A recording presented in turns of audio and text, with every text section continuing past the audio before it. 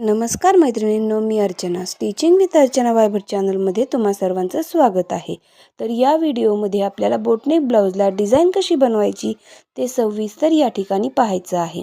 त्यासाठी मी इथे अगोदर पेपर पॅटर्न कटिंग करून घेतलेली होती। आता हे पेपर पॅटर्न जसं होतं तसं अस्तरवरती मांडून अस्तर, पीस आणि पेपर पॅटर्न तिन्हीचंही कटिंग व्यवस्थित करून घेतलेलं आहे। तुम्ही पाहू शकता। आता याच्यापासून डिझाइन बनवायची आहे आणि ही डिझाइन जी आहे ती खूप सुंदर अशी बोटनेक ब्लाउजची डिझाइन आहे। तुम्हाला जर हा व्हिडिओ सविस्तर पाहायचा असेल तर आपल्या चॅनलवर व्हिडिओ पूर्णपणे अपलोड केलेला आहे, फुल व्हिडिओ अपलोड केलेला आहे। तुम्हाला जर ही डिझाइन आवडली तर तुम्ही आपल्या चॅनलवर जाऊन याची पूर्ण व्हिडिओ कसा केलेला आहे, डिझाइन कशी केलेली आहे ते सविस्तर पाहू शकता। त्या अगोदर आपल्या चॅनलला एकदा सबस्क्राइब करून घ्या, म्हणजे यासारख्याच अजून नवनवीन जे आपल्या डिझाईन्स आहेत किंवा पेपर पॅटर्न कटिंग आहे, डायरेक्ट अस्तरवरती पीस कसा कट करायचा ते सविस्तर इथे मी दाखवलेलं आहे। तर बघा, इथे डिझाईनसाठी पॅटर्न एक एक करून मी रेडी करून घेतलेले आहेत। बोटनेक पॅटर्न आपण बऱ्याच वेळेस डायरेक्ट कटिंग करून स्टिच करतो, पण इथे कसं आहे, बोटनेक पॅटर्न आहे आणि बॅक पार्टचे 2 पार्ट केलेले आहेत, म्हणजे 3 पार्ट केलेले आहेत। वरच्या साईडचे 2 पार्ट आहेत आणि खालच्या साईडचा 1 पार्ट, अशा पद्धतीने मी इथे 3 पार्ट रेडी करून घेतलेले आहेत।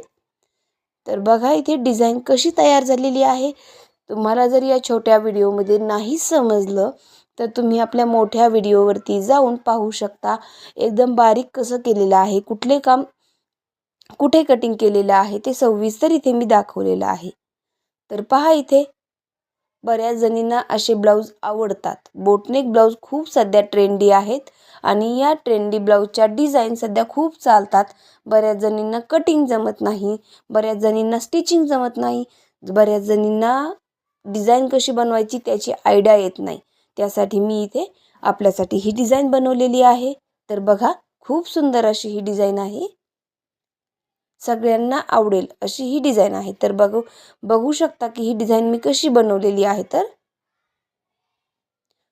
खूप छान ही डिझाइन झालेली आहे, कस्टमरच्या चॉईसनुसार बनवलेली आहे।